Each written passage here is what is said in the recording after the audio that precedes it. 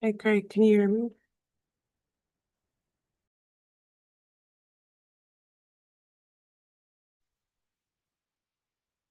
I can hear you. Is it working okay? Yeah, perfect. Thank you. Ah, awesome. Thanks. I'm gonna go on video here for a second.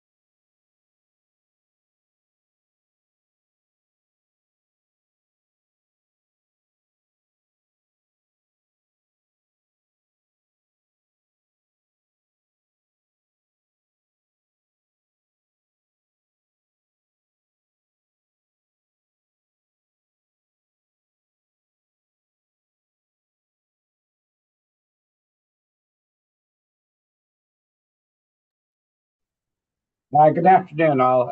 It's 1:30, but we're still, I think, waiting to get a quorum of board members. So we're just going to give another minute or two and let other folks show up.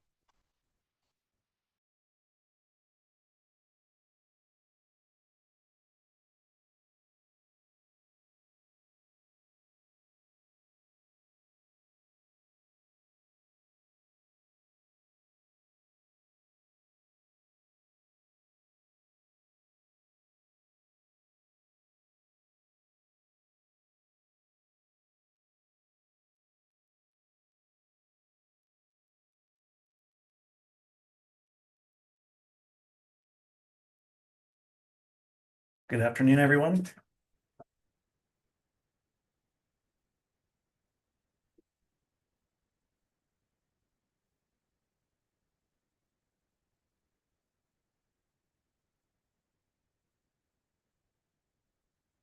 Oop, Craig, if you're speaking to us, we can't hear you. Sorry about that. I didn't realize I was on mute. I believe we have a quorum so far. I have yourself, Director Brackey, Director Averill, Director Kaufman, and Director Block. Let's see, I just want to make sure if we have any others on. That is a quorum of 5. Director Blinn is on. So I will announce if any other board members join us, but if you'd like to go ahead, I think we can start. Great. Thanks, Craig. First, for agenda review, any comments or questions on the agenda before we proceed? Hearing none, we can move into approval of minutes. Any comments, revisions needed for the minutes of our last meeting?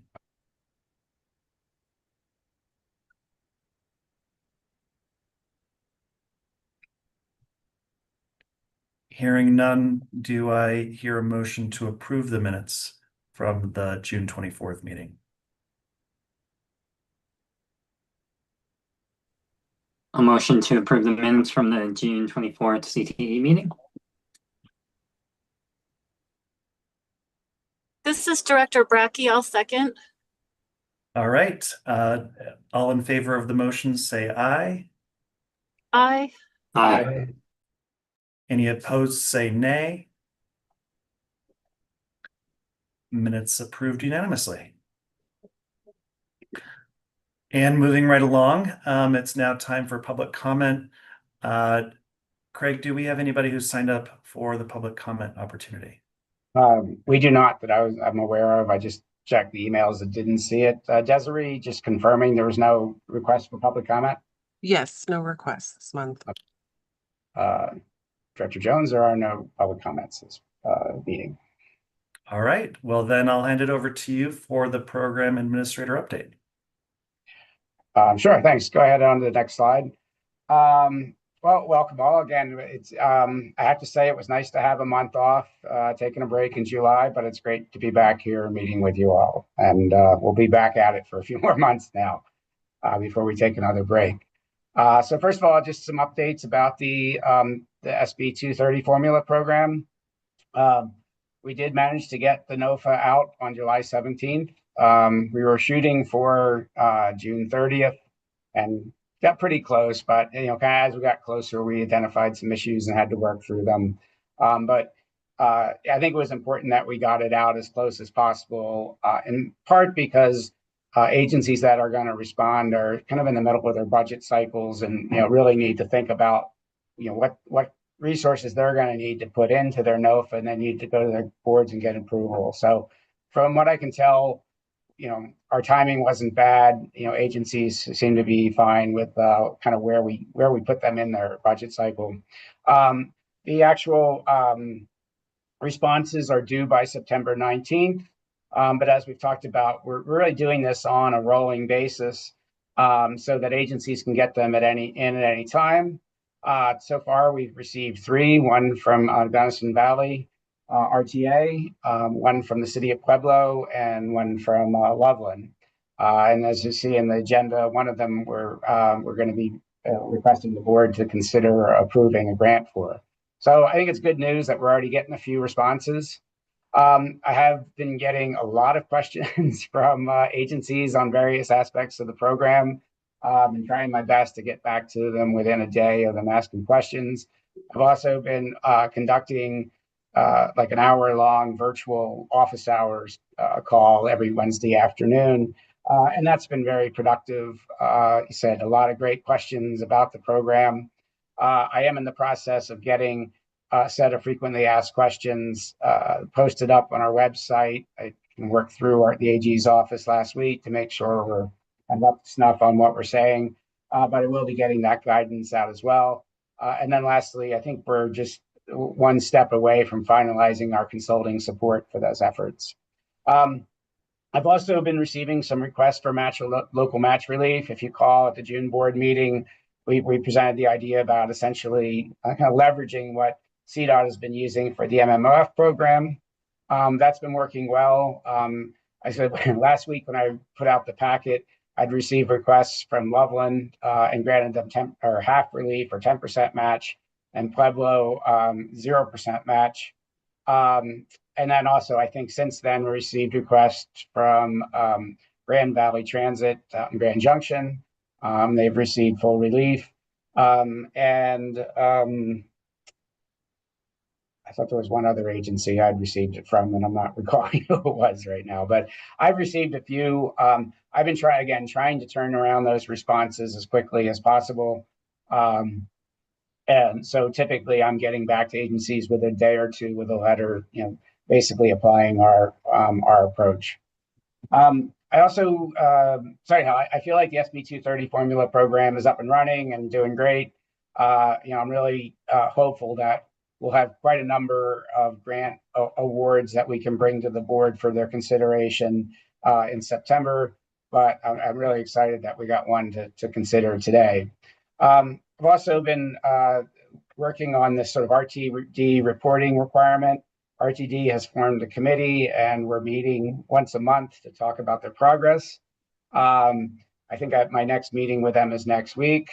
They've agreed to stand up a website as soon as possible so that it just consolidates all of the reporting requirements that are in SB 230 and telling the status of what they're doing on it. So even if it just says, report the status of route changes or delays, even if they still don't have any information, at least they're getting out there and showing that it's in progress. And we're trying to get a few things stood up here in the next month that they already have in place, like things like their budget and the sort of 2-pager about the budget. And I've been trying to encourage them to make as much progress as possible and not to try and do it all at once. But they are working with us well. I'm hoping that for the September meeting, I'll have a bit more progress to report on that. But that effort is up and going, and RTD has been good in working with us to try and, I think, adhere to the spirit of what's in the legislation. I've also been pretty involved in Northwest Passenger Rail. The board was good enough to approve the IGA last meeting in June. Since then, that basically has enabled the JSUC, the Joint Service Executive Oversight Committee, to now be a sort of a formal entity that can negotiate with Burlington Northern Santa Fe on the access agreement. And about, I think, 2 weeks ago, we kicked off those negotiations. Because of the nature of the negotiations, some of that, I don't think we'll be sharing everything about that, but I do plan to provide you with kind of progress reports on sort of a high level. And then as we hopefully get closer to an agreement, I'll be able to share some more on that. I kind of took out the dashboard this month. I feel like we've been presenting the same thing the last few meetings. Not really a ton has changed. We have of the 4 planning grants that we did in the first round are awarded and executed and off and running. Of the 11 capital awards that we made in the first round, 9 of those are fully executed now, and we're pretty close to wrapping up the last 2. We're still working on the 4 planning grants, and they're kind of in the middle of the contracting process. But as I said, I want to kind of take a little bit of a new look at our dashboard and how we're tracking some of our performance, particularly as we start going into the formula program and have a lot more grants to talk. So kind of stay tuned and prepare for something new there. And so I think as part of that, I kind of just went through the grants contract status. Let's go on to the next page there. Okay, Chairman Jesby, just any questions on what I presented there before we move on? Thanks, Craig, for those updates. Are there any questions from directors on those updates?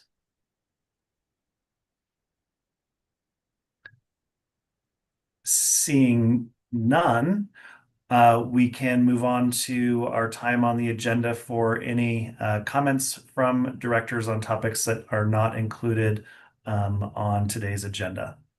Any comments from directors? I see Director Brackey's hand. Great, thank you. Sorry, I was having some technology issues. Anyway, thank you for the opportunity to make some comments. I just wanted to say thanks to CDOT and the Governor's Office for hosting the webinar last week on Front Range Passenger Rail. I found that to be really helpful and informative to hear the updates and also to hear the support from Congressman Neguse. I thought that was really great. And I hope that those can continue in the future, and I look forward to participating in more of them. So just wanted to say thank you for hosting that.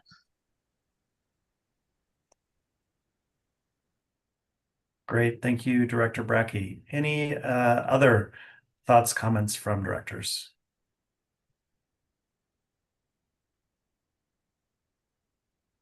Hearing none, we can move on to the next agenda item, which is the financial update. Thank you, Chairman Jones. I think we'll start off with Kay Hruska, who present information on the budget's actual information. Thank you, Craig. The next two slides are for funds 540 and fund 541. 540 is the administrative fund, and then the fund 541 is the fund that is sourced through a transportation commission loan. So these are through June 2025. And as you see, my footnote at the bottom says they're not final till August 8th. However, August 8th came and went. And as of today, for instance, Office of the State Controller posted a bunch of stuff. So these numbers have changed slightly, but we don't expect any more big swings. And we can provide a final and updated one for our next board meeting to reflect the additional entries that have posted since August 8th and since this has been completed. If you want to go to the next slide, that is the fund that is has the transportation loan. Is there any questions from the board regarding the budget to actual statements? I would just to highlight, maybe the takeaway from these two slides is, generally we're keeping well within our budgeted amounts. So, we're as much as I've tried, we haven't been able to blow the budget yet. So I feel like we've been pretty good staying within, what our anticipated spending has been.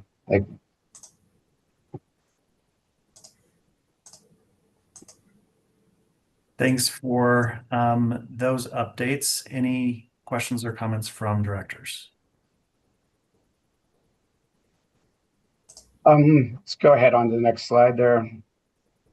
So I think this is a slide that you guys have normally seen, just kind of talking about the status of our, the cash in our bank.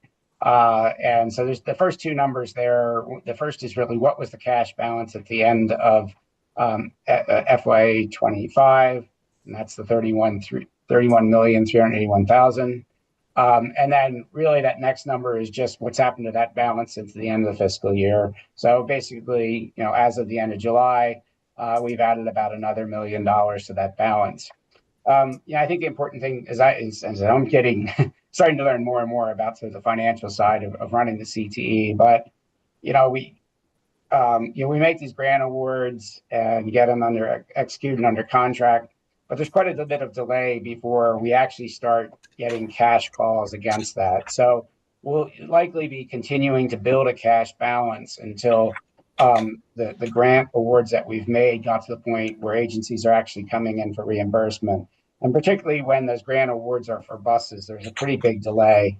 So, it may be 18 months after a grant award, before they come back. Agency actually comes back and sets reimbursement, and our cash balance starts drawing down. So if you're wondering why there's so much money in there, it's because of those kind of the delay between making the grant award and they're actually being requested to kind of liquidate those the calls on those grants. The third number is our overall spending authority. And as you know, the CTE the retail delivery fee portion of the CTE is appropriated annually. And they, during the 2025 legislative session, they granted us kind of like sort of a catch-up spending authority, and that has 3 years of authority. So we had the ability to spend that down. I think we need to do some reconciliation on our FY26 budget as a result of that. We've just been kind of recently looking at it, and we think the amount of money that we have budgeted for grant awards, this is on the electric vehicle side of the house or retail delivery side of the house, but we think there may be some more resources that we can bring to basically award as grants. So we're trying to finalize that, and we're anticipating bringing that to the board in September, where it's quite likely we'll ask for a revision to our budget, so we have more resources to put out in grant awards probably for capital. And I think particularly, given some of the things that are happening at the federal level with 5339, the CT having ability to perhaps award more money for transition to electric vehicles will be very much in demand. So like I said, something that's kind of bubbled up in the last couple of weeks, and we're still working to sort that out. But I just want to give the board some expectation that we may be coming in for some consideration of some budget revisions in September. Also, we need to start the process for creating our FY27 budget. So we'll likely be talking about that at September as well. Let me go on to the next slide. I just wanted to provide a little bit about how we're doing. I know in the past, we've had that sort of bar chart, and it doesn't really feel like it changes that much. So I thought maybe I'd do a little bit of a different presentation. The bottom line is on the retail delivery fee side of our revenue forecasts, the gang's gotten really good about estimating, how much funding are coming in. So our revenue forecast for FY26, it looks like it'll be, close to $13 million, a significant increase, about 16% over FY25. But that's also kind of right in line with what the OF&B folks have been forecasting. On the oil and gas fee production, we obviously haven't done that yet. In October, I'm going to be asking the board to set fees for the first quarter of FY26. And if you'll recall, that's very much tied to the price of oil and gas. So I worked with Ryan and OFMB to see where we are. The average spot price so far in Q3, so from July 1, has been about $67.81. So based on the guidance given in the legislation, that means the max fee we'll be able to set is about 33 cents per barrel. Similarly, the average spot price for gas has been hovering around 3.25 MMBTU. And by the way, I decided to look that up. MMBTU stands for million British thermal units. And the reason they're 2 M's is those are actually the Roman numeral M's for 1,000. So that's 1,000 BTUs. Anyhow, I learned that today. I thought I'd share it with you. At any rate, that translates into this max fee that we can charge of 2.56 cents per million cubic feet. That's all a little bit Greek, I realize, but if you really translate that into, if we set the max fees for Q1, we think that'll bring in about $27.3 million. So if you annualize that, that's kind of right around 110 million. And again, I think as we've discussed, because of Prop 117, we're not going to be able to charge the full amount for all of FY26. So we'll likely I'll likely suggest that the board approve the maximum fee for the first quarter, and then we're going to have to do some planning to see how we manage keeping the revenues within the Prop 117 ceiling or limitations for FY26. And then when we get to 27, we'll be outside of Prop 117, and we shouldn't have to worry about all that. Any questions on the financial side?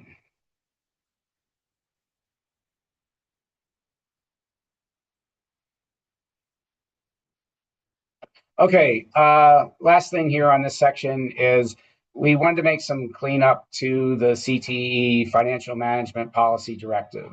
And I didn't really know the best way to do this, so I thought maybe the best thing is to put a slide with the 4 changes that we're going to add here. And actually, I realized that one of them hadn't made in the packet that I sent out, so I apologize for that. But the 4th one there is the one that I had to add this morning. Anyhow, there's 4 additions that we'd like to make to the policy directive and ask the board to consider for approval. And really, a lot of them are somewhat green eye shade related. Said they're associated with fiscal management. But the first one is just to acknowledging that the role of the board is to make adjustments to the oil and gas production fee for the previous calendar quarter. So that's exactly what I was just talking about. We're going to need to do in October. We thought it was important to identify that officially in the PD. The second board role that we wanted to add is that the board can make agreements with passenger rail operators. And I think there's an existing list of who the board can have agreements with, and because we're dealing with the Northwest Corridor passenger rail, and maybe dealing with other corridors such as the Mountain Rail, we just thought we ought to make sure that that's clearly delineated in the PD. There's also 2 roles that we thought should be defined for staff in the PD. The first one was to roll forward funds from previous year. This really gets into that annually versus continually appropriated funds. But we said with the legislation, the long bill legislation last year, we felt like we needed to clean up the PD to make sure that the staff has the ability to do that. And then lastly is allowing staff to make adjustments to the budget account for Pioneer revenue collection. Again, and this is where we're working on forecasts, and then we need to go back and be able to reconcile the books for actuals. I guess really what I'm asking for is the board to consider and hopefully approve adding these 4 elements to the current CTE fiscal management policy directive.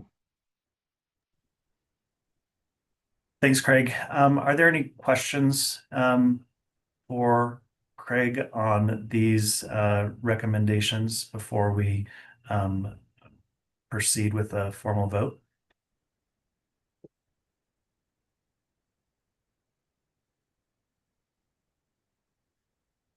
Hearing none, do I hear a motion to proceed with these changes to the PD?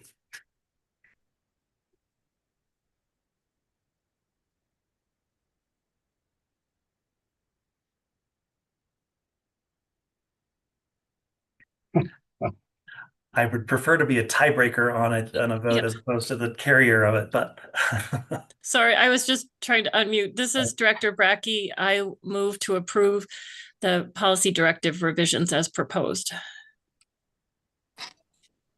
I'll second. Do we hear who that came from? Director Coffin. Great. All right, all in favor? Say aye. Aye. Any Aye. opposed? Any opposed, say nay. Policy directives approved. Thank you much.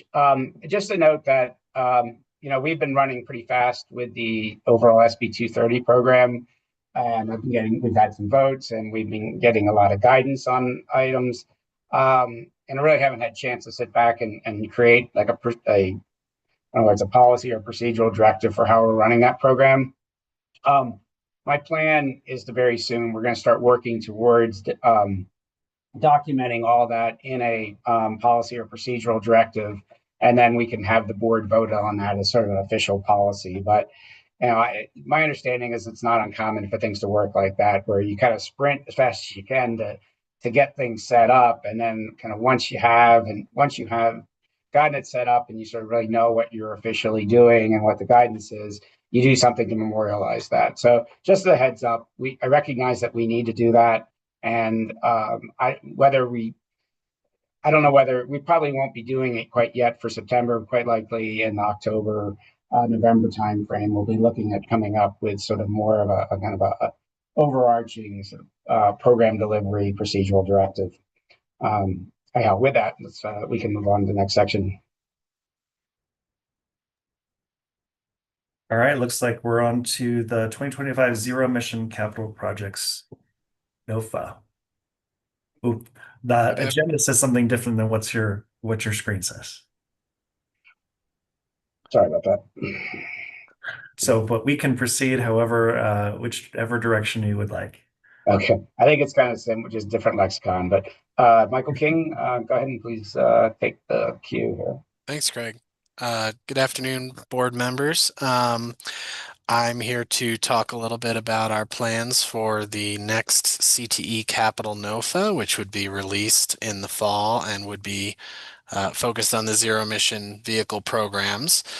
So as a quick background for those that need a refresher, the CTE is authorized to issue grants, loans, and rebates in support of this business purpose for supporting transit electrification. The eligible project categories include planning, vehicles, charging, fueling infrastructure, and facility modifications. And when we talk about the capital programs, we mean everything except for that planning category. So far, the CTE has only been engaging in grant making. We have not attempted any loans or rebate programs yet, so that's what we'll be talking about today.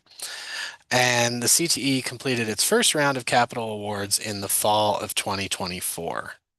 Next slide, please. So the overview of that previous round is here.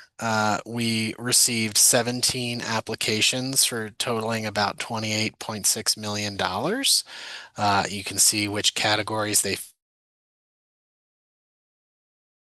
staff recommended and the board subsequently approved a total of 11 projects totaling $15 million.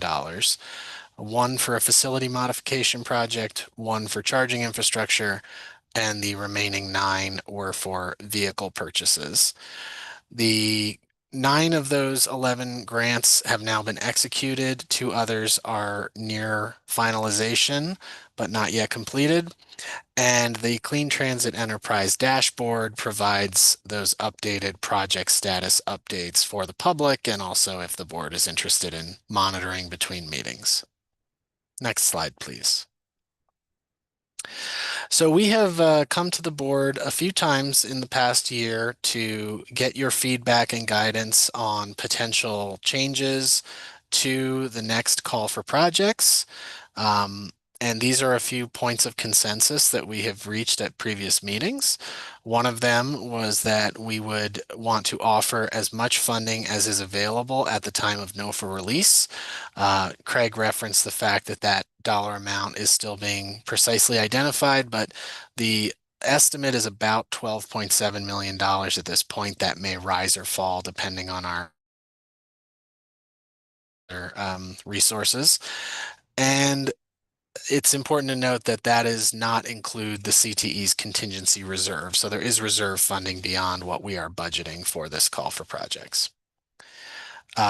We also discussed the plan to adjust the grant incentive levels, whereas previously those were based on the incremental cost between a zero emission vehicle and a conventionally fueled vehicle. We suggested and the board endorsed simplifying that to a straight 80% of total vehicle cost, which is more in line with most of our other grant programs. Should simplify things both for applicants and for the Clean Transit Enterprise staff who are executing those agreements in the future. And then we also agreed that it would make sense to maintain our broad definition of project eligibility when it comes to the infrastructure and facilities categories. That gives applicants the most flexibility to apply for the project that they think is most important to them and allows staff and the board to make those eligibility determinations after reviewing instead of excluding people on the front end of the application process. Next slide, please. Addressed today, and our hope is that at the end of this meeting, we'll have the clarity necessary to finalize the NOFA language for your review and approval at the September board meeting. So these are the topics: vehicle scrappage, grant evaluation criteria and weighting, the anticipated timeline, and then some other topics of interest for future investigation. Next slide, please. Okay, so the topic of vehicle scrappage, this is a question that has arisen over the years in different contexts. And in anticipation of this next NOFA round, we included this as an item, a scope item in our update to the statewide transit zero emission vehicle roadmap. We have a consultant team from HDR that is helping us to update and improve that plan from 2021. We knew that the question of scrappage and the cost benefits of that such a policy was one that was of interest to multiple parties in the state. And so we asked them to look at all the available research on this topic, compare various programs that were out there, and give us some recommendations as to whether or not scrappage is a net positive or.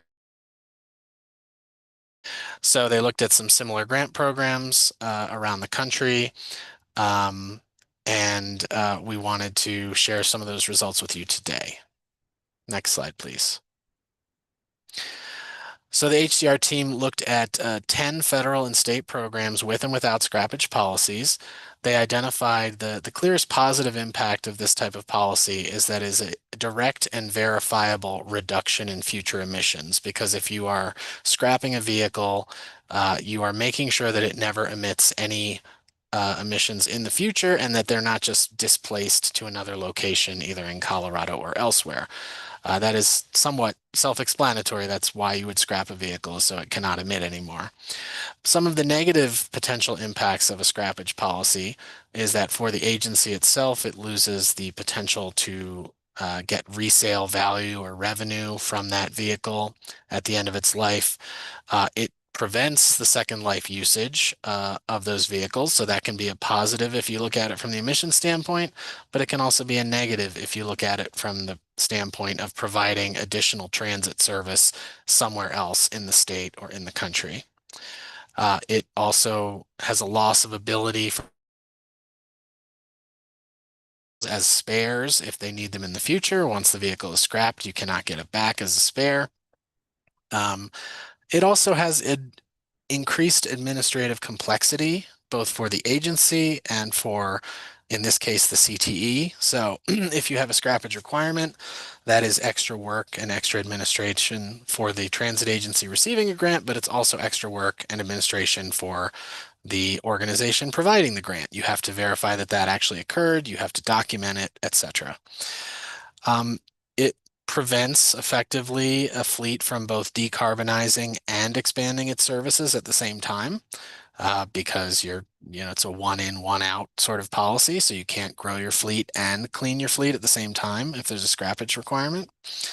And it's also a potential barrier for some agencies if they do not meet the scrappage criteria. For example, if you set a year and say a vehicle older than this model year must be scrapped, an agency that doesn't have a vehicle that old is effectively barred from participating in the program. So those are some of the negative potential implications of scrappage. Next slide, please. So the conclusions of the research by the consultant team was that scrappage incentives should be considered if the primary goal is certain and verifiable reduction of emission. But if that's not the case, they can be counterproductive if other goals such as efficiency, equity, or service expansion are also considered in addition to emissions reduction. And so based on those findings, the staff are suggesting that scrappage should not be required for future CTE capital programs because in our estimation, the CTE is interested not just in emissions reductions, but also in those other areas of equity, service expansion, efficiency, etc. And I will pause here, see if Craig has any additional thoughts or if the board would like to discuss this topic before we move on. Michael, I don't think well, I guess the only comment I've made is that there's, short of, not having a requirement, there is sort of an in-between point where we could consider, well, it's not a requirement. Do we want to, well, first, we could ban scrappage. I don't, know if you want to do that, but in between that, totally, not recommending scrappage or banning it, we could decide to have some incentives for agencies that want to try doing the scrappage. So there are some, other considerations other than just scrappage or not scrappage that the board may want to discuss as well. Thank you for this summary. I know that the board has previously voted on this topic in favor of not requiring scrappage. Certainly happy to entertain the conversation again. I do see Director Coffin's hand.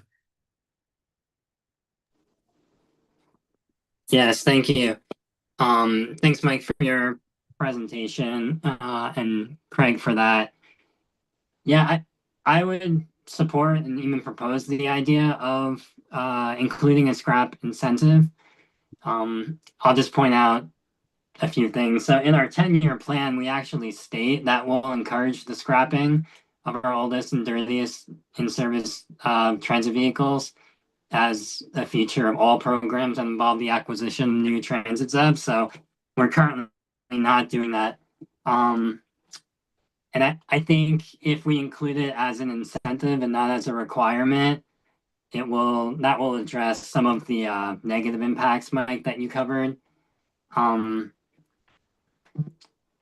Let's see. Yeah, and as far as, loss of potential resale revenue for the transit agency, I mean, we've heard from some agencies who have come and presented to us over the last couple of years or so. And I think that they might actually receive more from an incentive than they would from selling an old bus, at least, from the information they provided. And the scrap incentive could help pay for the cost to actually scrap the old bus as well. There is a little bit more as far as administrative steps that have to occur. But in my experience, it's not too much of a burden, at least from, the program administration side of things. And let's see. I guess, yeah, the other thing I'll mention too is I know the board has several different, purposes and lots of things we're working on, but a primary purpose is to replace internal combustion, engine buses with electric. So, and that's, I think, how this came up in our discussions from when the enterprise was creating the 10-year plan. Like, in my mind, I was thinking replacing means, you replace the gas-powered bus with an electric one. So I guess if we know that those old buses are still in service, I guess we have to be mindful about how they're being used, especially if we're going to report on emissions reductions, because it's not like those emissions are going away. And then I feel like I had one other thing to say, but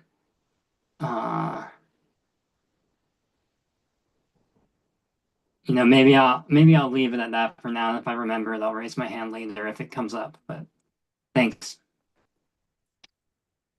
Thanks, Director Coffin. Is there any other feedback, thoughts from other directors?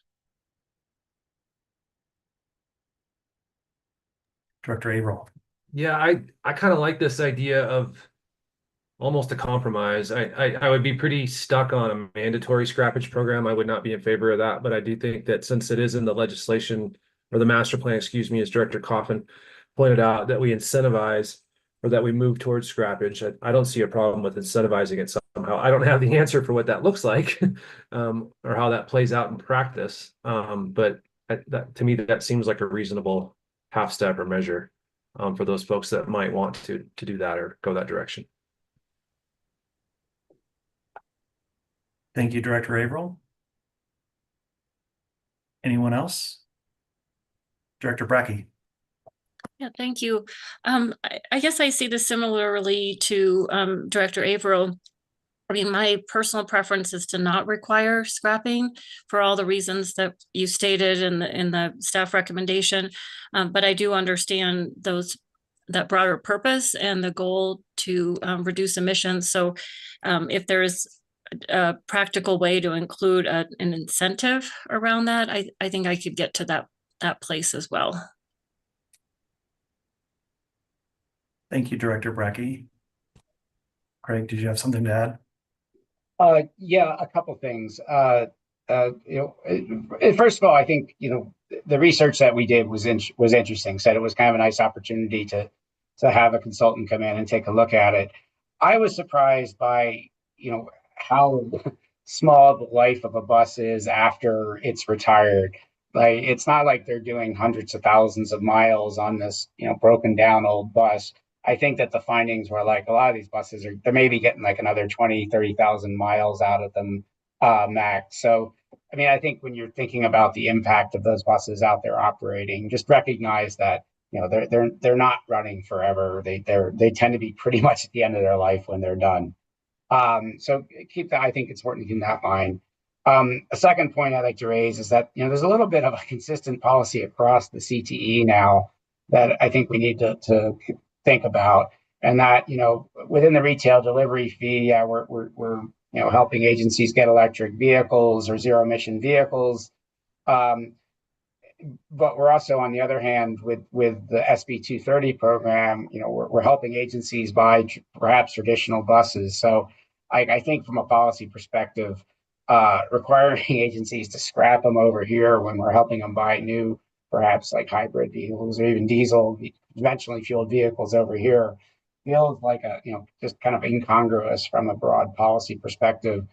So, if we had a mandatory scrappage, I really kind of worry about the optics of that inconsistency.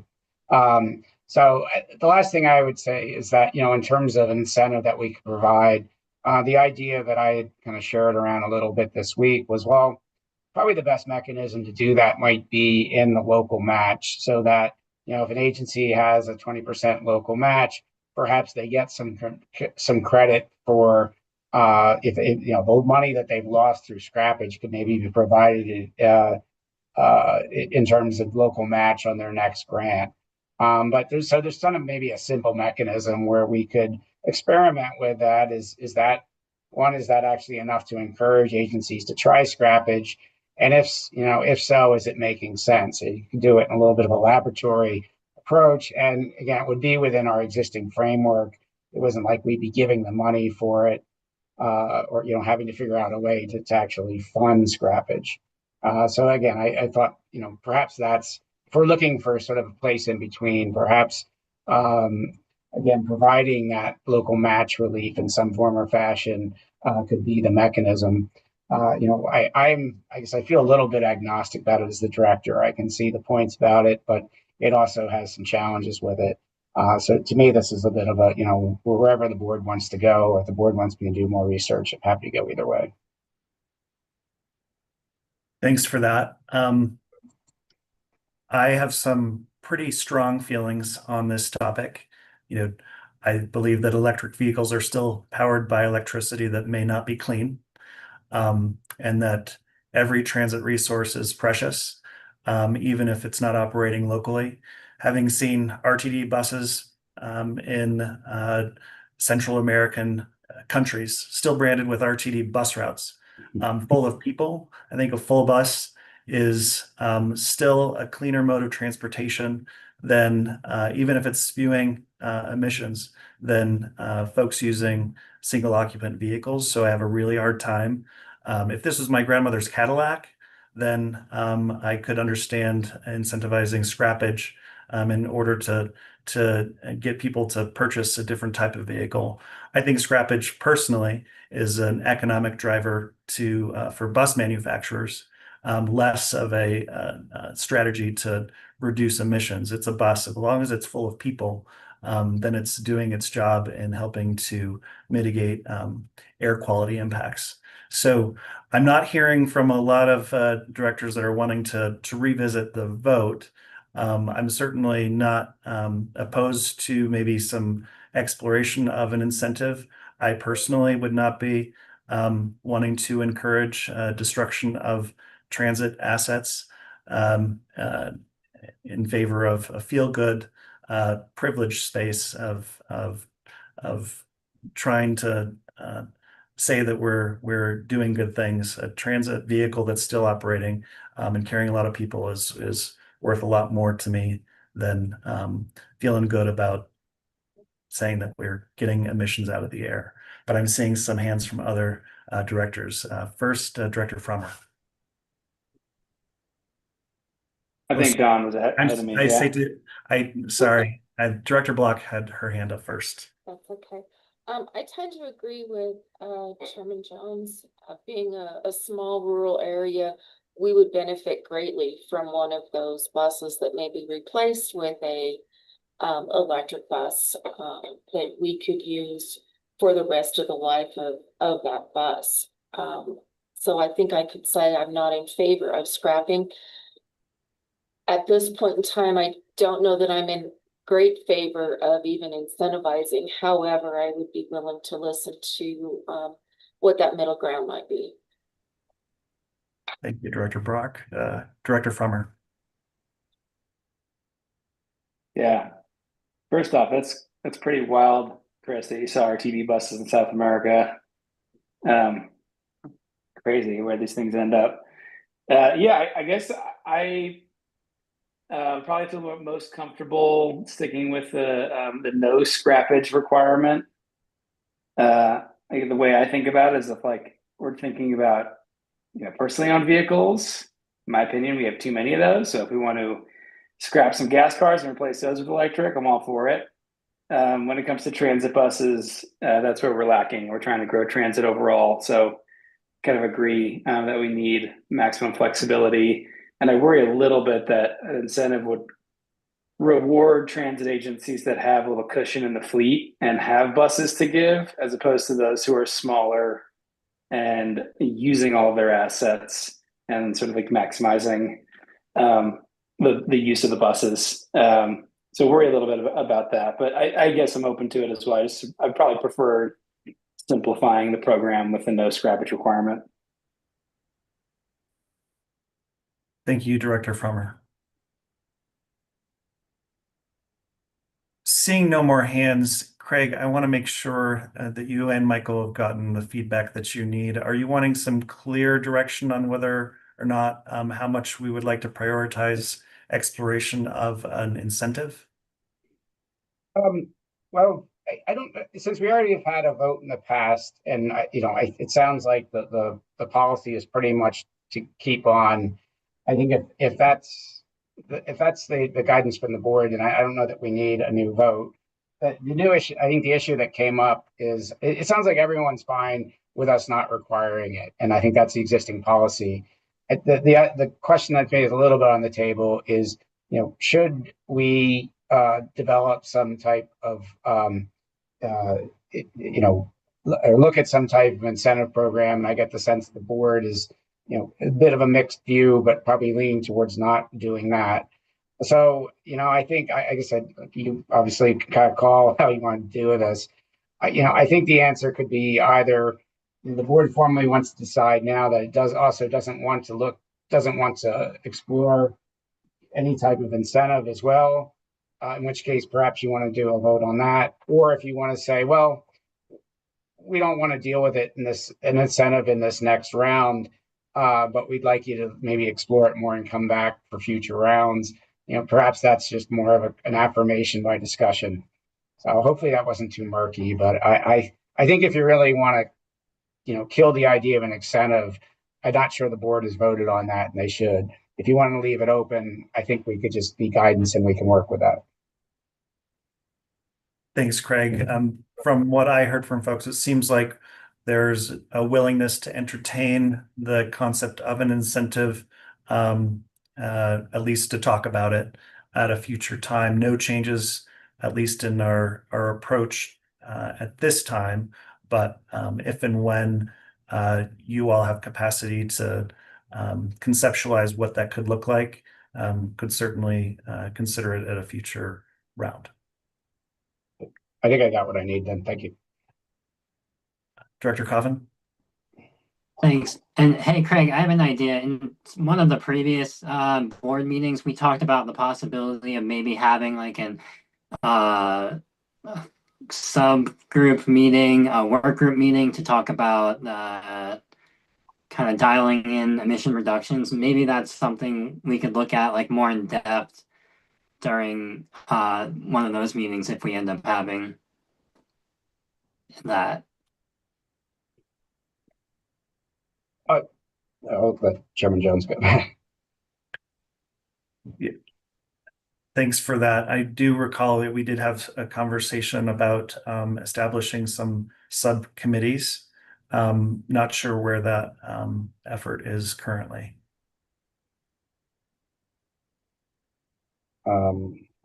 Raise my hand there. I'm just going to do a quick response there is, I think that this issue about the emission reduction is going to get even more important as we get into SB 230 implementation, because, as our North Star there is greenhouse gas reduction. And so, not only are we going to want to be able to quantify the impacts that we're having in greenhouse reduction on retail delivery, but really from the overall SB 230 formula program as well. So I think the timing is pretty well for us to really kind of dive in that to make sure that we've got the mechanism approaches to quantify the impacts from all of our program.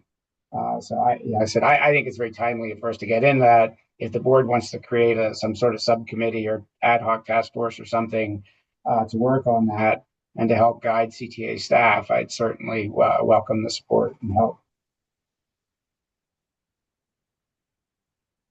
Thanks, Craig. So perhaps maybe by our next meeting, if there was some opportunity to formalize something like that for our consideration at least, that would be helpful progress on that suggestion from Director Coffin.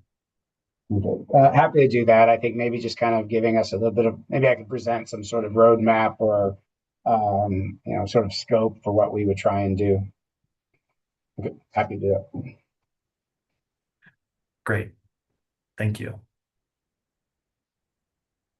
And I believe Michael has two more issues, and they're probably a little easier than this one. Yes, we front loaded the thorny one. Next slide, please. Okay, thank you, board members, for that conversation. The next topic is the grant evaluation criteria and weighting.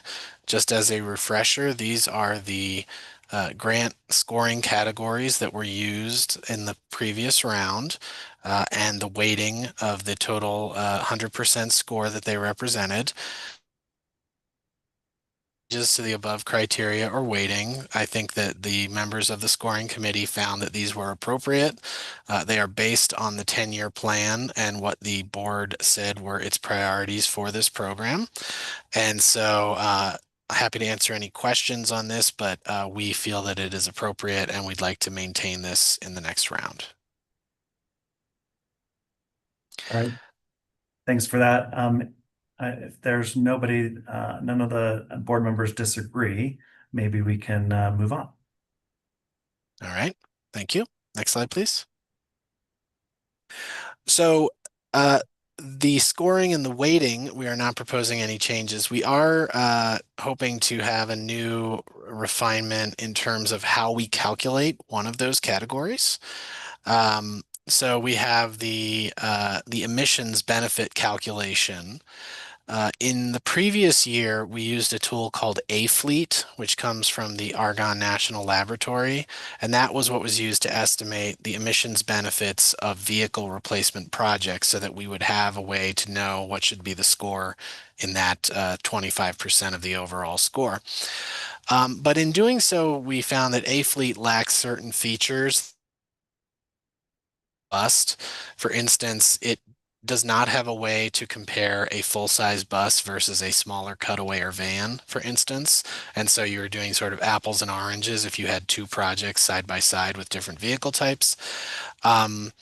And it also produced outputs that did not directly align with CDOT's overall GHG emissions reporting requirements, which is not a deal breaker, but it means that if we fund projects and then later have to incorporate them into our overall GHG inventory, that it's just an extra step for staff to complete.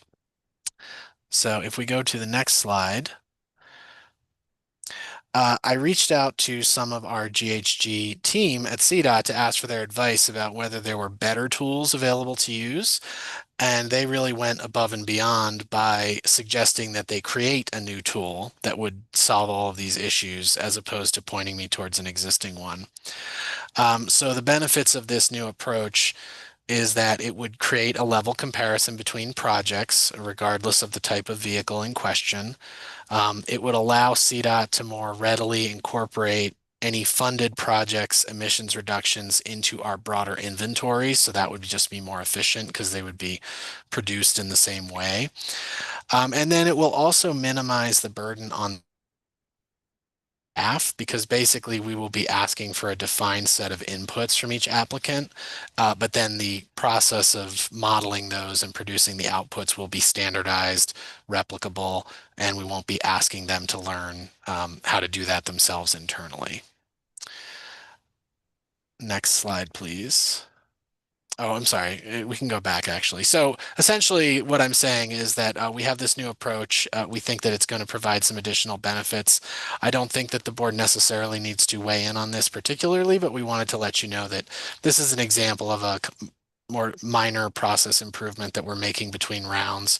And we hope that this will result in a more equitable selection of projects in a more streamlined fashion.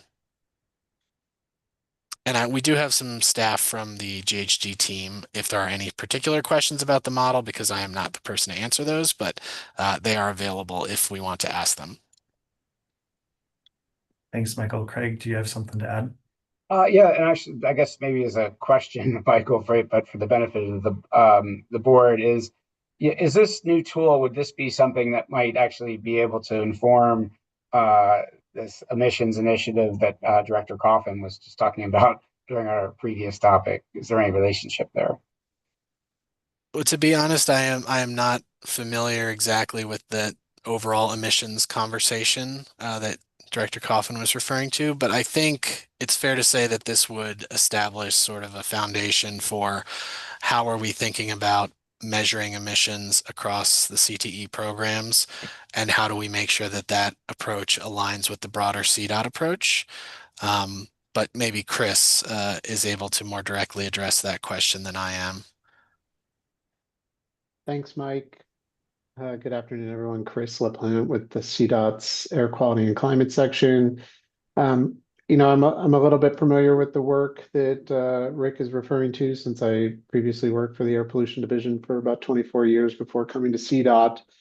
I would say, Director Seacrest, that I don't know that there would be a direct connection between those two goals. Specifically, as I think about scrappage, you know, depending upon what level of detail you wanted to get into in terms of calculating a scrappage benefit, you might need even greater level of detail than you would otherwise use for the NOFO scoring process. So I wouldn't say that there's a immediate application of this new tool for the scrappage process.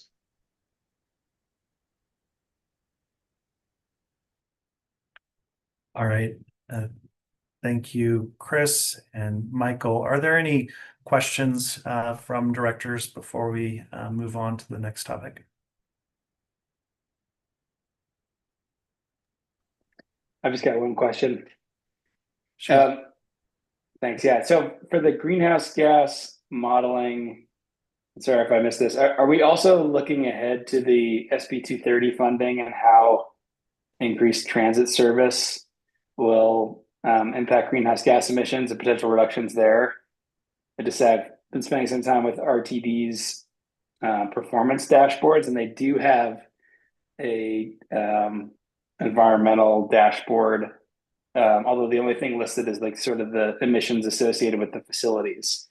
They're not thinking about emissions reductions from transit and VMT reduction, that sort of thing. So I'm wondering if maybe some of the CDOT modeling and calculators can help with that. I'm not sure if that question is directed to me, Matt.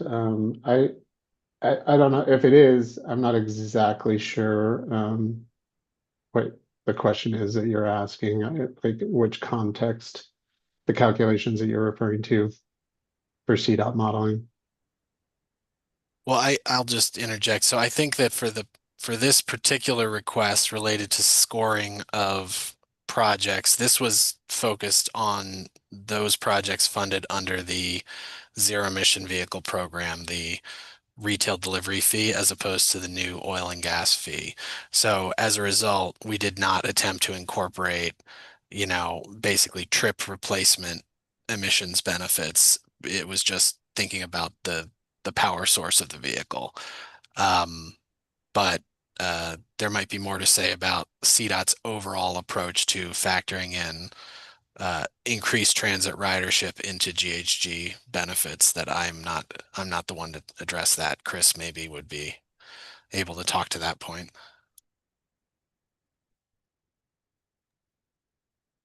Thanks, Director Coffin. Thank you. Thanks again, Mike, for your presentation. Thanks for joining us, Chris. I see Libba as well. I'm curious about that new tool that you described that CDOT is going to develop. Is this something that's going to be like publicly available, or will it just be used in-house? Because I could see it sounds like there might be interest from others outside of the CTE realm in using such a tool if nothing else is available. Thanks, Director Coffin. I think that we're in the process of building the tool. I can't see a reason why we couldn't make it available, but I'll welcome Libba's input on that. Yeah, agreed. Chris. Thank you. Thanks. And I want to make sure, Director Frommer, that you're feeling like your questions were adequately addressed. It seems like we still have some work to do between the different funding pools and measuring our cumulative greenhouse gas reductions impacts, where what we've heard just now is more related to the vehicle conversion efforts. But there's still some desire around learning more about the possible benefits of scrapping and the overall CTE effort and our impacts on greenhouse gas reductions with all of our programs combined. Yeah, thanks for the clarification. I think I'm just looking ahead to the SB 230 money. Maybe this is a conversation that's better for 2026. And possibly the subcommittee work that we're possibly contemplating next month. Great, thank you. Okay, if we go to the next slide, I believe this is, it's my second to last. So just a refresher, the anticipated timeline that we're working under, we will draft the NOFA language and plan to bring it to the board for review at the September meeting, which I believe is scheduled for the 23rd of September. We are anticipating, we're hoping to release the NOFA to the agencies on the 29th. So that is a relatively short turnaround, but based on these lead up conversations, we feel confident that we'll get you a NOFA that you can support. Then if we hit that that target of 9/29 for the release. We would close the application period around early December.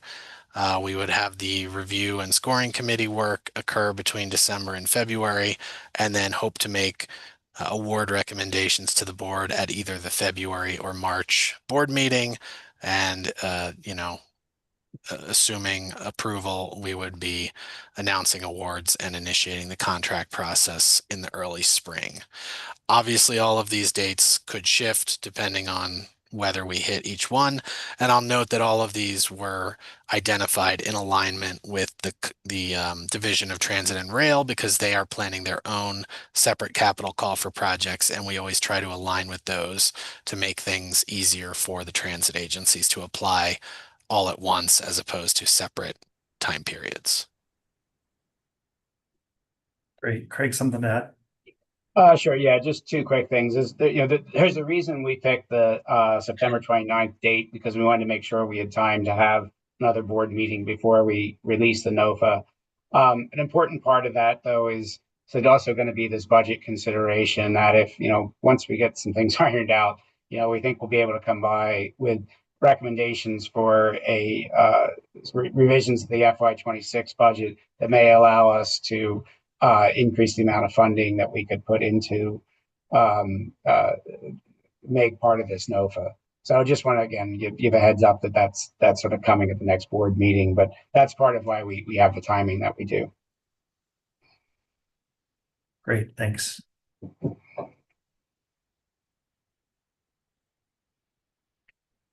Well, with that, I think we might be ready to move on to our next item. I think I have one final slide.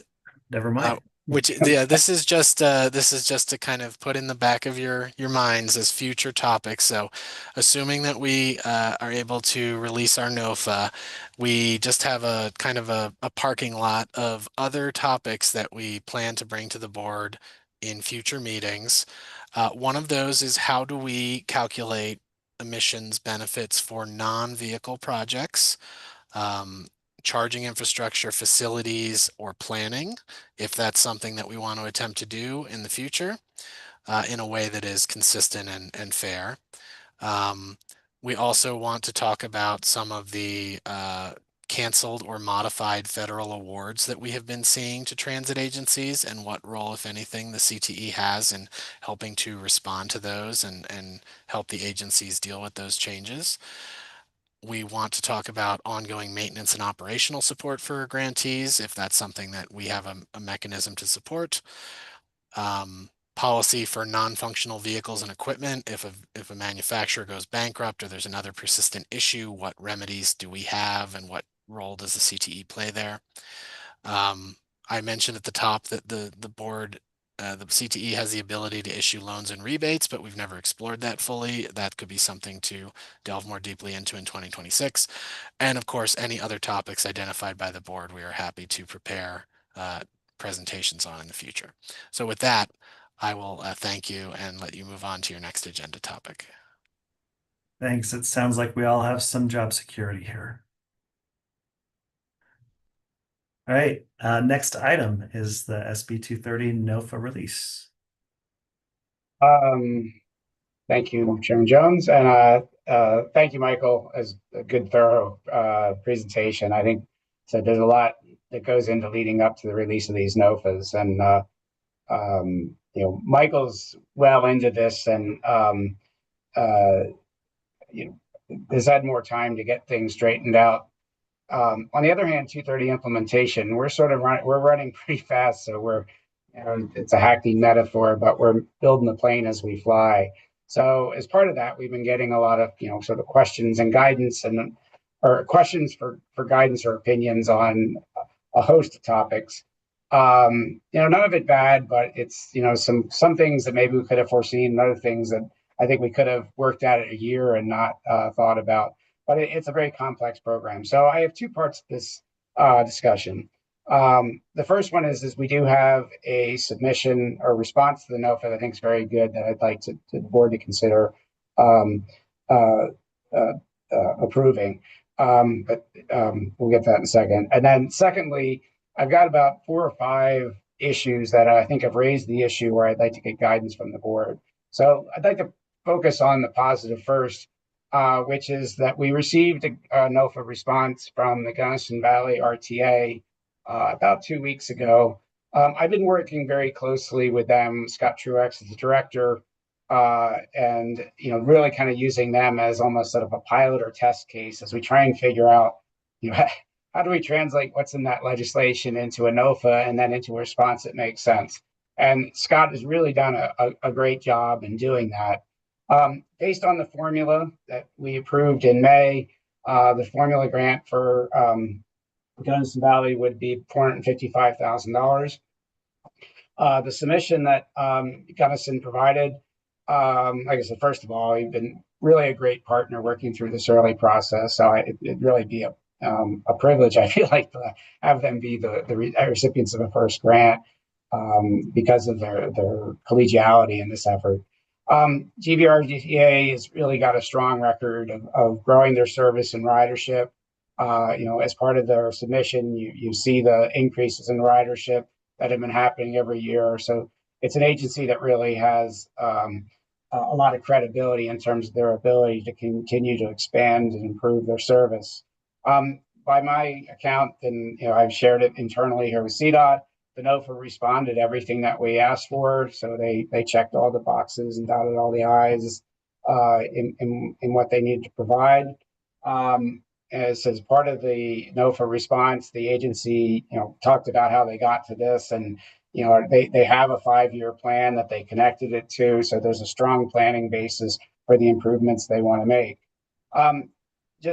Without going into great detail, GVRTA's approach is to really try and move a lot of their commuter services from 30-minute headways to 15-minute headways, which is really kind of the gold standard in transit. Right now, the routes that they provide, the commuter routes include the intercity connection between Gunnison and Crested Butte, and also in the valley. But they've been running the 15-minute headways just in the winter, and then for the rest of the year, they're 30-minute or 30-minute plus headways. They plan to use the money in the first 2 years of SB 230 to purchase new buses.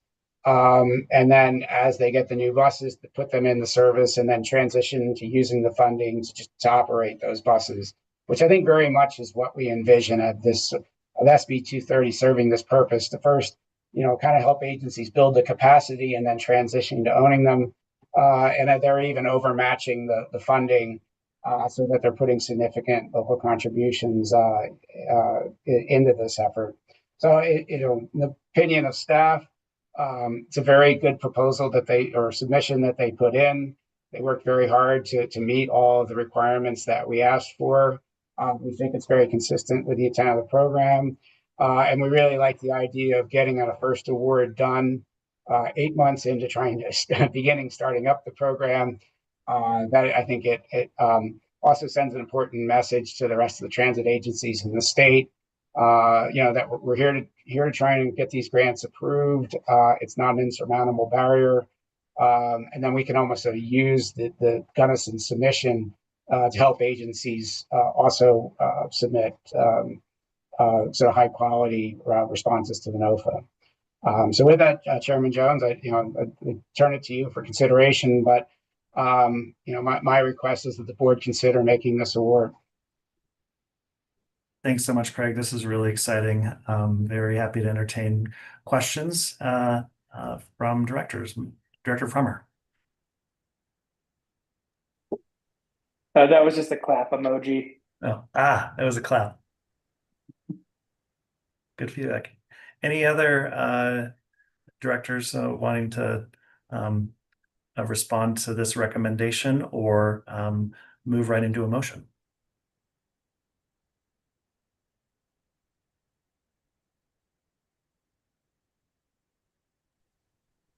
Oh, I'll move right into it. I'd like to make a motion that the board approve the award of the Gunnison Valley Regional Transportation Authority for the amount that they've asked for, and this is based on recommendations from staff.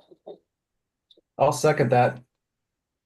Great. Thank you, Directors Block and Averill. All in favor of that motion, say aye. Aye. Aye. Any opposed, say nay. All right. Motion passes unanimously. Very exciting. Thanks, Greg. Thank you, Chairman Jones. And I just like to thank you, Chairman Jones, and David as Chairman or Director Averill as the Deputy Chair, and the whole board for the support on this. I'm not sure what the expectations were when we started this effort in January, but personally, I feel like getting from where we were in our the first board meeting where I really dove into this in January to actually making an award in 8 months. I don't know if it's a record, but it feels pretty darn good. So I'm quite both proud of it and really appreciative of the support that I've gotten from both the board and really the staff here at CDOT, and so being able to stand this thing up in a hurry. I know that the CDOT Public Affairs Group is going to probably be doing some type of press release on this, so don't be surprised if you see a little bit of press on this. I think we all get to take a victory lap on this. And lastly, I'd really like to express my appreciation to Scott Truax and Gunnison Valley RTA. Like I said, they've been a great partner in helping us to navigate some thorny things. So this is a great success. Anyhow, with that, no rest. So we're planning a board retreat in Crested Butte next summer to experience this new service. Is that just kidding? Yeah, and there's going to be some fishing, Yeah, I see it. Thumbs up. Okay. Well, thanks. Okay. Well, no rest for the weary. Just one thing I would note is, like I said, because this is a rolling process, the plan is for the next board meeting. I know I've already got 2 more submissions, one from Pueblo and one from Loveland. I expect a few more to be coming in. So I do plan to have a few, if not several more recommendations at the September board meeting to give me time to, or me and our internal group, time to review those submissions. I'm going to set a deadline, I think, of September 12th, that if you want to be considered, potentially considered for approval by the September board meeting, you got to have it in by then. But then if people get it in, before the deadline, we'll be working to provide those in come with an October with awards. And because of the deferred COA approach that we're also offering, it's quite likely that there's just going to be a rolling batch of award recommendations each month, for, I don't know, ad infinitum, but they'll still continue to roll in. I would just ask one question. I wasn't quite sure what the board wanted in terms of information to be able to consider these. Is what I provided for GVRTA, acceptable, or would you like to see more or less information about what these agencies are providing? Thanks for the question. Any feedback on the amount of information provided? Director Averill. I think, Craig, I think what you have there is a good start. I'd be a little bit more curious about if we could just understand, like, how many revenue service hours, or in this case of Scott's outfit, how many more trips a day is he going to be doing, just so that if we get asked about it, we have some conversational level of detail about what they're doing with the money. I think would be helpful. Okay, and that's all information that was provided in their packet. I can provide that. Cool, thank you. Thanks, Director Brackey. Great, thank you. And I agree, this is very exciting. I think going forward, it will be interesting because I would imagine, as you said, there will be multiple applications each month for consideration. And so understanding, I guess it's a question, is there a comparison among them, or do they each stand alone relative to base criteria in terms of what they're accomplishing? And so, and maybe that doesn't matter. Maybe there's no comparative information necessary, but just, I think, as Director Averill mentioned, the revenue service hours, maybe anticipated ridership, whatever it may be, that would just help us be able to understand each application better, and then also be able to start to get a better understanding of all the different types that we see, or the different programs that are being proposed. I think that'll be helpful. It's hard when you just get one. And then it'll be I guess it'll be more interesting to see what are those different ones that come in and how do they each accomplish what they're laying out to do. And again, maybe that comparative isn't as important since it's more of a formula program. So anyway, I may have just answered my own question out loud. Probably a really good segue to the next topics. Okay. Sounds good. Okay, thank you. Yeah, we don't know what we're going to get, so yeah, I'll have much more on that next meeting, I'm sure, Director Brecky. But Chairman Jones, okay if we move on to the next topic, or do we have any more input? No more hands. Okay, let's go on to the next slide here.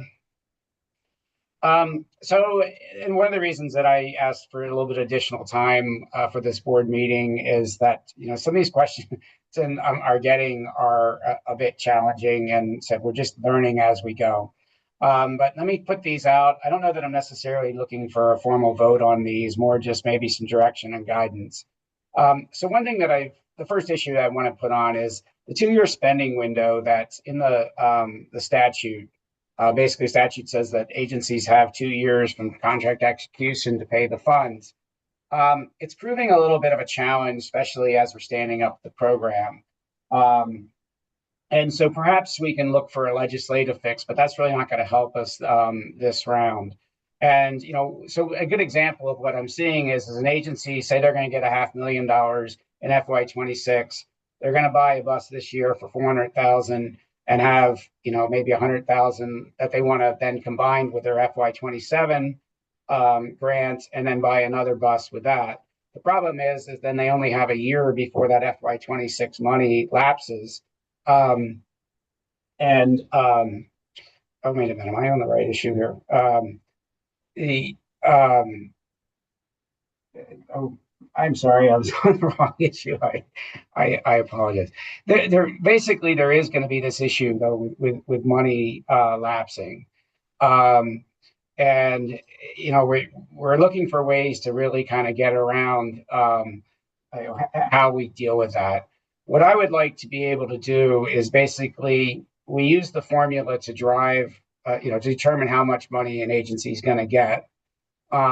But if they're not going to spend all the money in FY26, that we essentially hold that remaining money aside and roll it into their FY27 contract.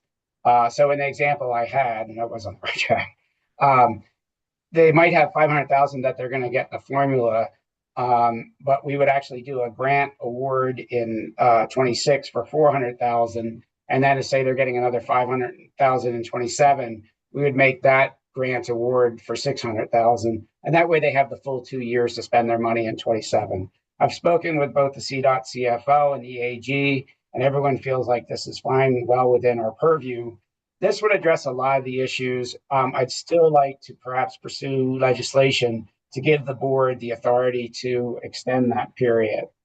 And so, you know, basically, I think initially we just thought we would do the award grant for the total amount. In essence, we're just trying to be a little bit more nimble to work with some of the spending constraints. So I guess the question is the board fine with me going ahead and sort of finessing how we go from the actual formula apportionment amount to the grant award to work better with this 2-year time frame? Thanks, Craig.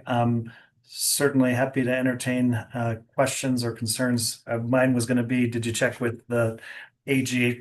And if those folks are okay with it, then unless there are any objections to that approach, we could entertain that now, but it makes sense to me. Any directors feel differently? I'm not seeing any hands. So essentially what I'm going to be doing is maintaining these records. Well, I'll be like, okay, you got 500,000, but we're going to give you 400,000 in the grant, but you'll have 100,000 on account. So there'll be some accounting to this. I want to make sure that we're transparent about it so that everyone knows what's going on, but we'll move forward with it. Another related question is this just, you know, in order to run the formula and to tell agencies what they were going to have, I assumed a certain amount of agencies were going to come in and everyone's going to use all their funds. in reality, we may have agencies that request less than their apportioned amount.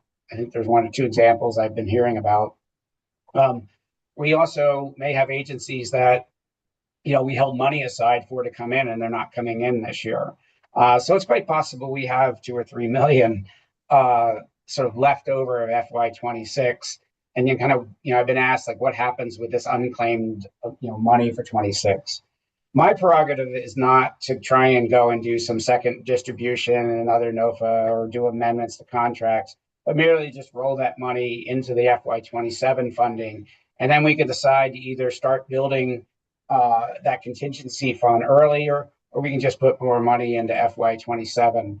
But again, I wanted to ask the board to make sure there isn't some expectation that we're going to figure out a way to do a second NOFA or somehow solicitation for this in FY26. Any feedback contrary to the suggestion of just moving any unused funds into a future year round?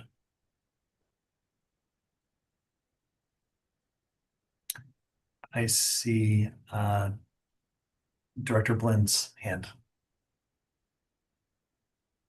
We can't hear, or I can't hear you.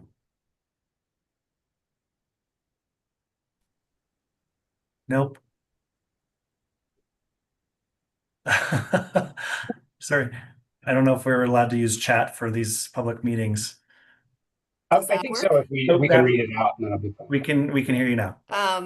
Just had a question on whether you were suggesting, Craig, to roll it forward to the next year for those same agencies, like hold it aside, or kind of add it to the distribution for everybody, if that makes sense. Good question. My personal opinion is, we've got this NOFA process. We've offered in the deferred COA.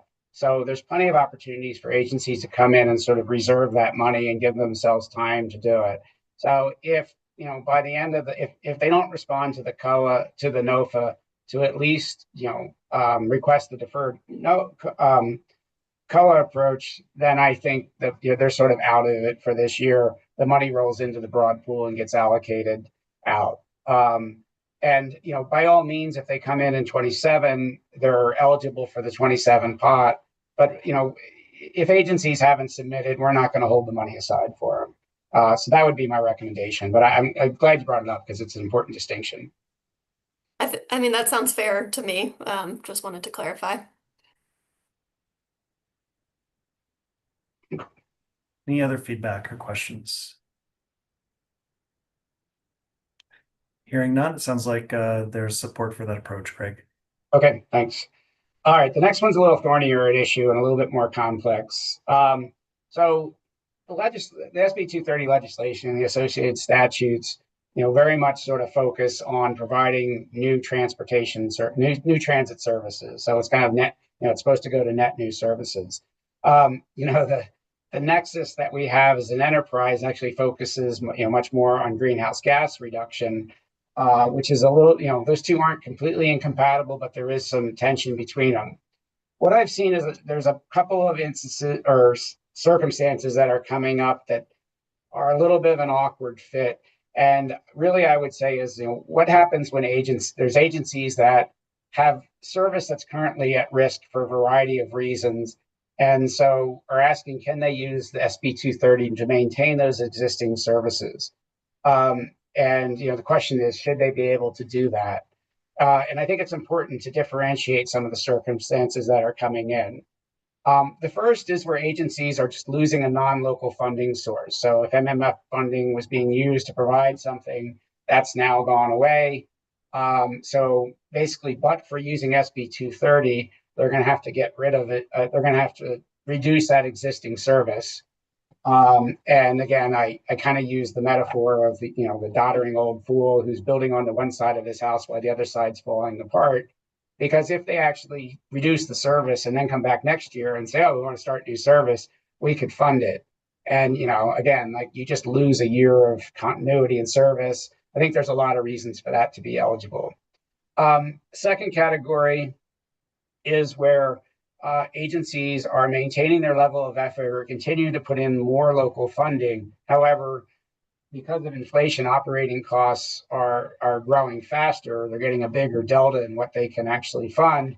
And again, but for using SB 230 to fill that hole, they're going to have to discontinue some of that service. So kind of similar to the first option, just a little bit different reason why they need the funding. In my mind, both of those are pretty valuable, viable reasons that we should allow them to use SB 230. I think there's some due diligence that we'll need to make sure to verify what's going on there. But again, I think if you go back to the greenhouse gas nexus issue, we're going to be losing ground on greenhouse gas reduction if we let these services go away. So we're really meeting the spirit of the program. The third category is one that I really don't favor, but that's where a local entity has reduced their funding for transportation or for transit services, and they're looking for SB 230 to backfill that funding that local funding that's gone away. My opinion about that is it's a slippery slope, and now we're just becoming, a way for them to replace existing funding levels. I really would recommend that we not make SB 230 eligible for maintaining services in that category. And then the fourth category is a little bit of a nuanced one, but if you've got an agency with a transit facility that is expiring, it's about to go out, and they really need, in order to maintain services or even expand services, they need to come in and replace, do sort of vehicle replacement or facility replacement, is that an eligible cost? So again, I know it's kind of a complex question, but I would like to get the board's kind of discussion and feedback on how they feel using SB 230 in some funds, or what the eligibility should be in each of these circumstances. Because I do need it to be able to get back to some of the agencies that are asking hard questions. Oh, this is definitely probably going to be a thornier and longer conversation. Would love to see some hands of folks who want to opine on this element. See Director Averill. You knew you could count on me, Chris. Of course. Kathleen's right there too. Awesome. So with that list there, Craig, I don't know if the order you went through them is the same list that's on our screen, but I tend to have sympathy for entities that are in these first three positions where they're losing non-local funding sources. That's oftentimes kind of out of their control. Understanding it's not really advancing the program goals to just backfill local spending, but that's a kind of a unique situation that we do see sometimes. As an operator, I can speak to the truth of operating costs growing faster than they're outpacing our local revenue sources as far as the tax revenues that we're seeing here at SMART. That third one hits pretty close to home for me. I think of projects like the one that we're grappling down here with the rebuilding the existing gondola service, which has proven itself to be extremely valuable for the last 25, 26 years. 3.1 million rides a year on that thing, third busiest transit line in the state, and we've got no formula, or I should say program, that's kind of carved out for us at the federal level. We kind of had to we're trying to elbow our way into the capital investments grants program. But this is one of those situations. I think RAFTA might have something similar going on with their Glenwood Springs maintenance facility, just not being fully funded, but being such a critical facility. But the interesting thing about our gondola system is that it's at capacity currently. We can't hang any more cabins on it. We can't make it move any faster. That's it. And we have a capacity need, not only just to replace the old, almost 30-year machine, but we want to up the capacity. And in my mind, in a situation like that, if you're upping the capacity of the machine, you're actually encouraging more riders to use it, because we've got bottlenecks in the system right now where, heck, we had a relatively minor festival in town. I think 7,700 attendees last week or over the weekend. And on Saturday afternoon, we had an hour and a half wait at the gondola for them to get down to the show. Now that's a lot of poor planning on their parts, but that's just an example that we see quite regularly and frequently in the future. So I would love the board to think a little bit, about these large capital projects that we know are extremely hard to fund in a rural area, extremely hard to fund anyway. about how this funding might be used to offset, to impact these like really critical regional projects around the state. But I have no empathy for anybody who's reducing local transit, making the choice to reduce local transit funding and want to backfill it with Senate Bill 230. To Craig's point, I'm not in favor of that. I think that'd be a slippery slope. Thanks, Director Averill. Director Jones, just if I could, I need to do a mea culpa. In my presentation, I flipped 3 and 4 in my discussion, so I'm really sorry about that. I just realized I did. So sorry if I created any confusion there. I think we figured it out, but Director Brackey. Yeah, thank you. I agree with Director Averill, and I could see where there could be circumstances for most of these, and that we do want to be accommodating and we want to work with the local entities and do what we can. But the one that I am not supportive of is the local entities reducing their local transit funding. This really was, this funding from my perspective from the CTE program is not intended to backfill local funding. It is intended to grow transit and partner with locals. And so I think that it's important that the local entities continue at least to sustain their funding for transit. And then we could be flexible in all of these other areas, like if they're losing non-local sources that you mentioned, or they have these other cost increases that are outside of their control, or those special types of upgrades and facility replacements. I think those all make sense, but I really do worry about this becoming backfill funding and then losing that capacity to grow transit. Thanks, Director Brackey. Director Blen.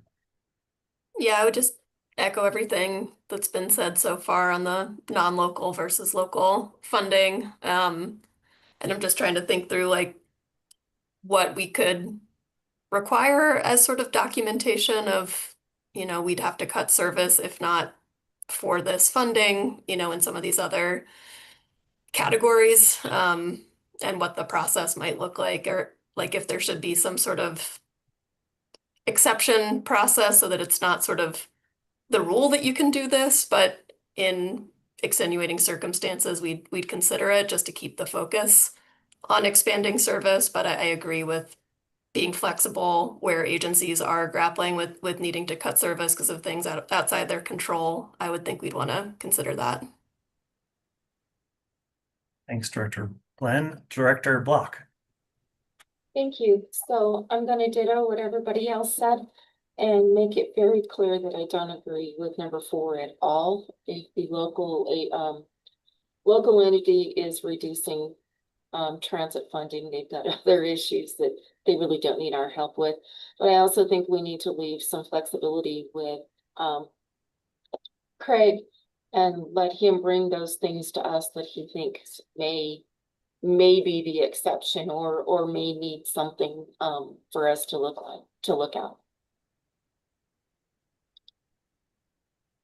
All right. I'm not seeing any more hands, and Director Frommer. Thanks. Sorry, late addition. Yeah, ditto to all of that. I guess I'm just wondering, like, logistically, in a scenario where we award funding to, let's say, a municipally operated transit agency, and they decide in year 3 to pull some of the general fund money, support for public transit and shift it into, I don't know, parks or whatever, and use SB 230 to backfill and retain the maybe previous level of service rather than grow. How do we account for that? How do we know it's happening? And then what sort of consequences are there? I can respond to that, Director Jones. So great question. I think it's one of those things that's going to be a little, hard to do up front. As part of the NOFA, agencies need to provide this sort of, I think it's baseline information or baseline data requests.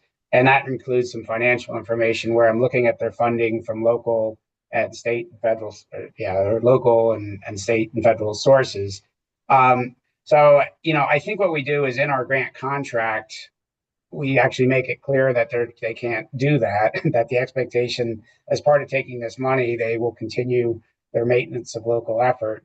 And that, if they don't, I don't know that we try and claw the money back. I think it's more like that might render them ineligible for, a year until they get back to their standard level. I mean, I think it might be an interesting policy question for the board to chew on, in the next, as we get into the contract process.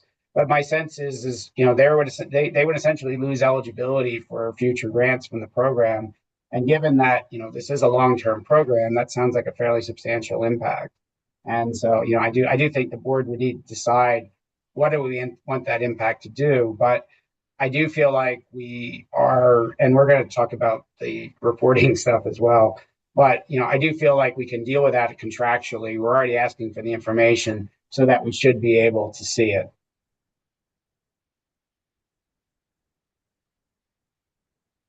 So, of course, I'm going to chime in. I don't disagree with anything that any of the other directors have said, although I would add that, in any transit agency's portfolio, there's always going to be the poorest performing services in that portfolio. And having worked with RTD and having a lot of these gray hairs associated with my time with them, I know that government agencies are also really good at communicating their woes when it comes to funding for providing service, while they also turn around and maybe spend a lot of money in other areas that aren't necessarily actually translating into improved productivity, improved passenger miles traveled. So I would want to be really thoughtful and careful about just having this money turn into another way to not have to evolve and improve service and actually serve more people, and a way to justify, hey, we've provided this basic level of spreading the peanut butter. We got more money in, and we're going to give raises to our administrators, and no one's going to know anything better. Not that that ever happens, but so some sort of way to make sure that in our monitoring of reporting over time, that we're seeing positive trends in service, and that folks are implementing strategies to improve service, even if they're in a position where their allocation is holding the ship together. It doesn't mean that they still shouldn't be working towards strategies that are going to improve their metrics, that justify our investment in their operation. So it might not be a year one consideration, but it's yes, we will fund your high productivity service because you need you've had reductions in federal funding or whatever their circumstances are. Everything's getting more expensive, but if over time they're not able to meet some metrics that we should be thinking about, it's what we're talking about with RTD and their reporting as well, right? That they're not guaranteed to have that funding maybe in the long term. Thank you much. I think I got pretty good, clear guidance here. We're good on 1 and 2. 4, heck no. And 3, I think I think it might just be 1 or 2 circumstances. I think we're just going to have to bring that proposal to the board and maybe roll up our sleeves a little bit more than we do on other submissions, and see if we can figure out something that works for the agency and is comfortable with the board. So that's what I took away from that. I'm going to go through this next one pretty quickly or next 2 pretty quickly, just we're running out of time here. But a third issue is we worked pretty hard to narrow in the eligibility requirements and said, basically it's operating costs, and then on the capital side, it's vehicle replacement. But we are seeing agencies with some other needs. An example is like someone wants to use it to extend a current transit route, and the operations money is great, but they also have some costs associated with, they want to add the bus stops and its facilities. And we've said we didn't really want to get into that. The question about, marketing and promotions has also come up quite a bit. And, I think we've kind of, set the policy this year where, I don't think we want to directly go into funding that right now. we're a little far down the road on that. And we also have, again, I got some guidance from the AG about the need to keep that greenhouse gas nexus. However, I did think about another way that we could perhaps help with some of these things, which is to think about the local match requirement. So, an example of the route expansion, if the agency covered those facility construction costs, could we use that as almost sort of an in-kind or a way to waive some of their local match requirement? At the last board meeting, you gave me authority to, basically apply the MMOF policy for matches. I think what I'm asking here is for more leeway to be a bit more liberal in applying the local match, to also consider things the agencies are doing that are kind of in kind, that as long as what they're doing is contributing to getting this new transit service up, can we also use that to provide some local match relief? All right, do I see any hands to provide input on this question?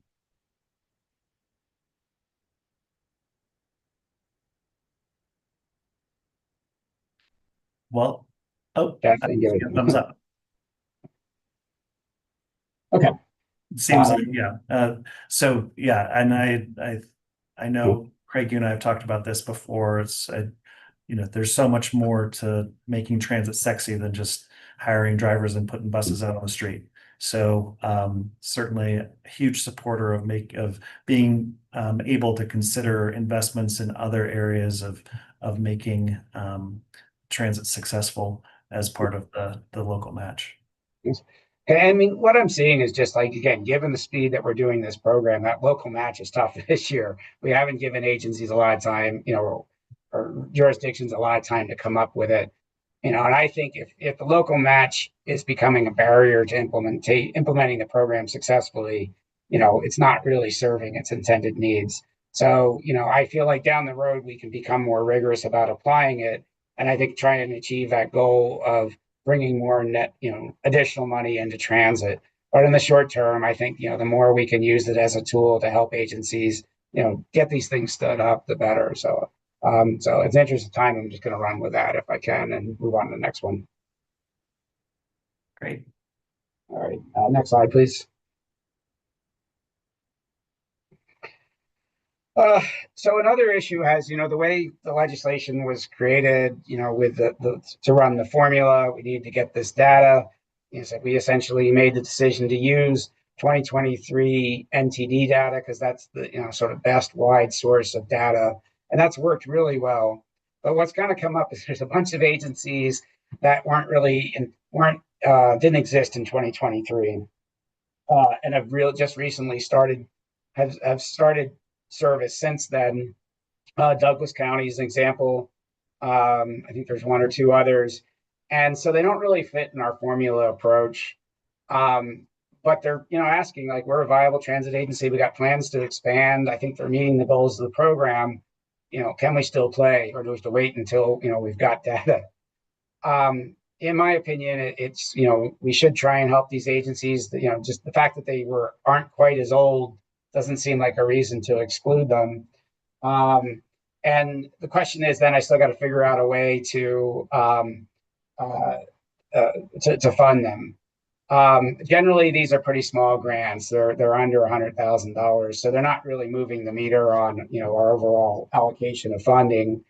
In some cases, I could use 24 or 25 data, and basically we'll just say use that data to run it. I know we're doing a little apples and oranges within the formula approach, but again, they're pretty small, so it's not really having much impact.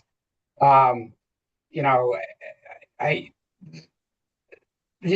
I think everyone falls into that category. At some point, we may have to think about what about an entity that has no transit service and wants to use SB 230 to start up. But we haven't encountered that yet, so I figure we'll deal with that when it comes. But really what I want is guidance from the board to say, all right, if you got agencies that don't currently have data we can use in the formula, but I can kind of cobble it together with information I have to run them in the formula and see if we can get to an eligible NOFA. Any opposition to that or concerns?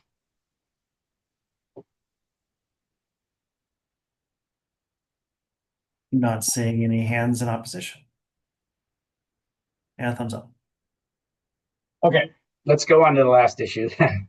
Because this one will probably take us to the line here. And this really gets back to some of the issues we've been talking about this whole meeting about performance and, really thinking about the effectiveness in the program. So, we're going to start moving these, the NOFA responses into grant contracts. And as part of that grant contract, I think we really need to think about what performance information do we want agencies to have to report to us. And so, really the question I wanted to put to the board is, as we're standing up these grants and we're creating these requirements and expectations about, what we're going to hear from the agencies, what does the board want to see? I think we've got those goals that we set up at the beginning of the program. We can try and work to think about parameters around there. But there's a bunch of issues that are going to boil up as we go through that. But let me just first sort of see if I could get some just ideas from the board or feelings about the board. Is what do you really feel like you want to hear about what these agencies are doing with the funding and the impacts that it's having? Pretty open-ended question. I imagine we could go on for a bit. Yeah. Director Brackey. Great, thanks. And I appreciate, Craig, you putting this out there. And I think it is going to be, challenging, and it'll change over time as, agencies get more sophisticated with participating in the program. But for me, I guess it boils down to their proposal laid out what they said they were going to do. We're going to do X, Y, and Z and anticipate results of, ABC, whatever. And the main reporting is, did you follow through? Did you actually accomplish what you said you were going to do in the amount of time? And what were your results and why? What did you learn from that? What met, the expectations? What maybe didn't? How are they planning to use the information to adapt and grow? So it's not just a report card in terms of follow through on what they said they were going to do, but how are they going to use the data and the information to continue to make their own program better, and thereby actually make the investment of the CTE dollars more productive. So to me, it's pretty simple, but I understand trying to standardize that is hard because each of the proposals may be slightly different, but it kind of boils down to follow through, and then how are they going to use that information? How are all parties going to use that information for continuous improvement? And I thank you, Director Brackey. I think one of the challenges with it, they say what they're going to do, and go ahead and report on that. But in cases where an agency isn't going to be able to actually, they're buying buses the first year or two and are not going to stand stuff up, there's going to be this delay. So some of this, I want to just set some expectations with the board that we are going to have this challenge where suddenly nothing happens for a year or so. And I'm hoping that we get enough diversity of approaches where and I think we are, where some agencies are stepping up performance right away. But one of the challenges is, what do you do about an agency that doesn't really, they're just spending their money and doing what they said they were going to do, but there's not really going to be any improved performance from our perspective for a year or two. I think we may just have to accommodate that, but I want to make sure people are aware of it. Thanks. Director Frommer. Yeah, I certainly hear that concern. First, I agree with Director Brackey. I guess I'm thinking of the way CDOT sets up performance measures and performance targets. Usually there's like a horizon year, maybe it's 5 years out. And then they have quarterly reporting, I think, on the WIGs and all that stuff. So just like a demonstration of progress toward a 5-year goal, maybe could be more reasonable than expecting results within a year. And I do like that. I think, it's almost like, so as part of the NOFA, the NOFA and the COA part, we've asked agencies to provide a 5-year vision and then, details about what they're going to do year two. But, we could almost be doing sort of a scorecard for these agencies about, how well are they doing in this 5-year vision? and it might be a bit subjective, but still, we can kind of try to monitor, like as Director Brackey said, they said what they're going to do. Let's evaluate how, if they're keeping to that, would be one way to I think kind of keep score on things.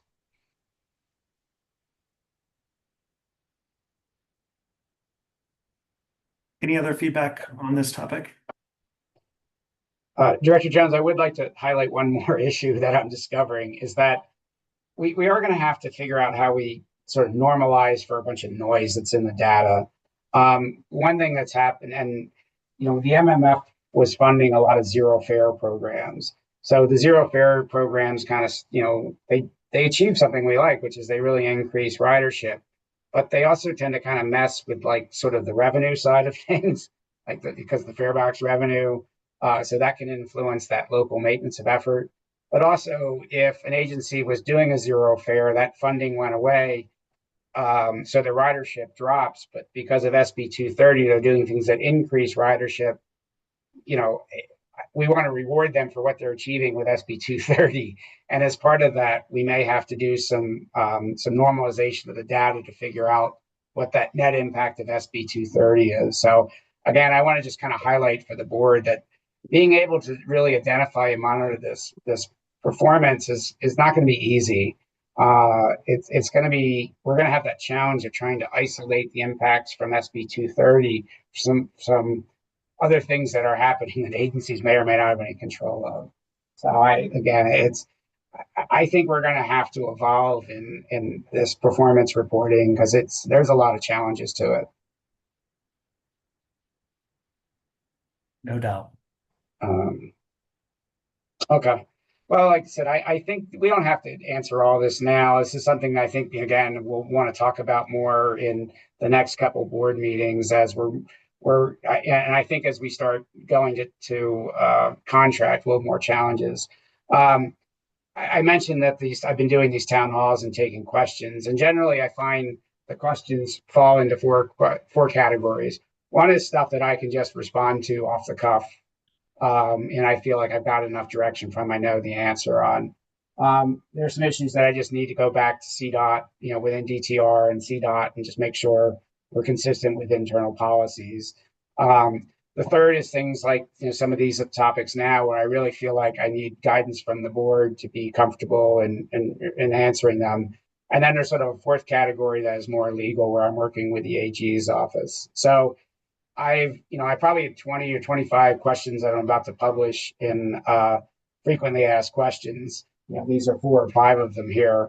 But just that, there is a broader range of questions. I'm just trying to filter down to things that I think rise to sort of being appropriate to take to the board. But you can also, if you want to, monitor what's going on there and feel like the board needs to be weighing on more of them, please let me know. But I feel like hopefully I'm drawing the right line there. Okay, with that, I think we're at next step. So,